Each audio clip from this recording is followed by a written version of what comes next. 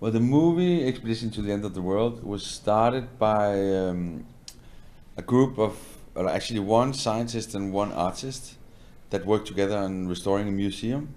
And then from there on, they used kind of the ideas of the 17th century, how science and art were more closely connected. And then a captain, which is a friend of mine, he came along and said, I have this ship and I have this idea, and I ask you because we can make an expedition of arts and science. So that was this group of three actually being put together, and then idea came up. And then I was involved a little later to kind of make the whole concept both of art, science, ship, and then if there was a film along, it would be easier to fund the whole project. So that was the start of everything.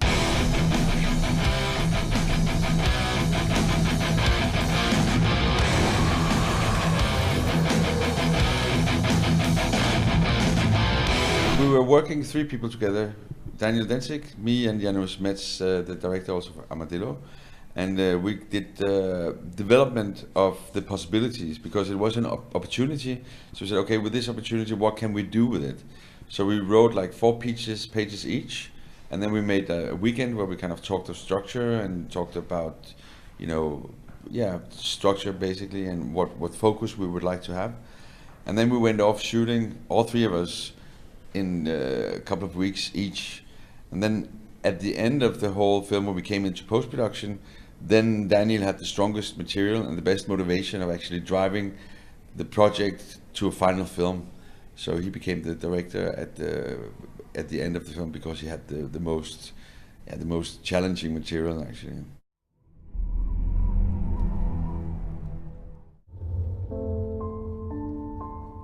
Hertzog has always been a great inspiration of, and Grizzly Man, Encounters of the End of the World. No, not that, but mostly his thing in South America with the ship, fiction. Fiscaraldo, but also the documentary about Fiscaraldo has been an inspiration.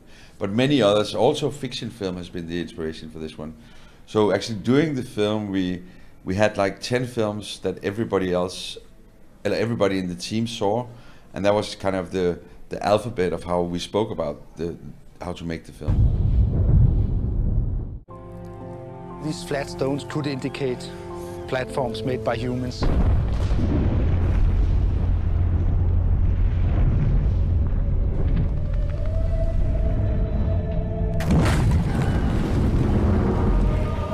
I was a part of the crew sailing from Iceland to Greenland, and where we were waiting for almost 8 days in order to leave harbor because of too much ice.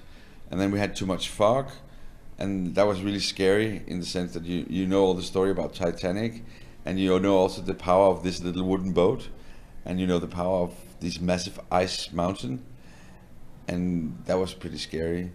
And then when we came in and everybody was happy, we entered into the fjord system and kind of was safe. Then everybody went ashore, except me and the cook. And then one of the big mountains that was parked just next to the ship in a small bay, it kind of tipped, and then it started floating. And it was floating towards the ship.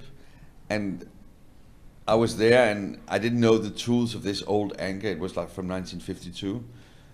And I didn't know the tools of how to actually extend the chain, and the ice mountain was coming closer and was actually this far away from the bow of the ship.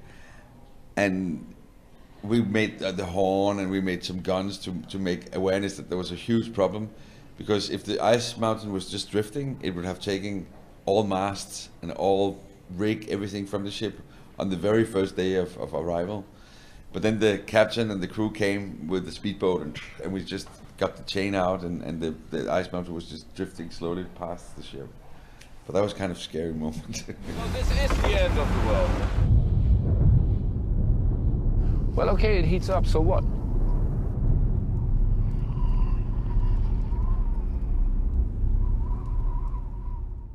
If you want to see something that is beautiful, interesting, then you should see the Expedition to the End of the World, directed by Daniel Dencik. And the purpose of the film is to actually gain 10% more knowledge overall. So we hope you do that.